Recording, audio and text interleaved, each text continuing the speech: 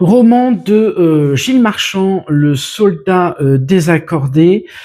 Donc, ça nous décrit un homme qui enquête. Alors, il a été soldat aussi pendant 14-18, hein, donc sur le front, et il enquête suite à la demande des familles de retrouver leur fils auprès après la guerre. Donc, est-ce qu'ils sont tombés, est-ce qu'ils sont morts, est-ce qu'ils vivent, où ça, ils vivent où s'ils sont vivants.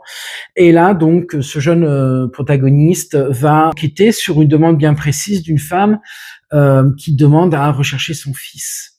Et là, il va remonter d'aiguille en aiguille. Alors, il a des, j'allais dire, des gens qui s'occupent du travail, de chercher des choses. Et là, il va remonter de fil en aiguille. Il va s'apercevoir que, cet homme, ce jeune homme, il était j'allais dire, il avait une histoire d'amour avec une jeune Alsacienne. Ce qui complique les choses, c'est que l'Alsace, bien sûr, était allemande à l'époque. Et là, il enquête et c'est passionnant. Franchement. Donc moi, sur Château-Thierry, donc dans l'Aisne, on connaît les villes parce qu'on sait que ce sont des villes martyrs. Donc il parle de Reims, il parle de Laon, il parle de Bar-le-Duc, de Châlons-en-Champagne, Chalon-sur-Marne à l'époque.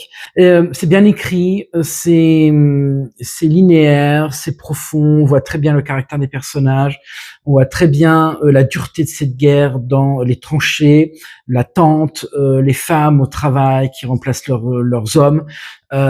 Tout est dit. Et Gilles Marchand, à la fin, nous décrit toute une biographie. Donc, si vous voulez vraiment vous pencher sur la guerre 14-18, avec des écrivains qui ont vécu cette guerre, comme Maurice Genevoix et aussi Apollinaire, je vous conseille. Hein. Franchement, ce livre est très très bien. C'est Le soldat désaccordé de Gilles Marchand, au livre de poche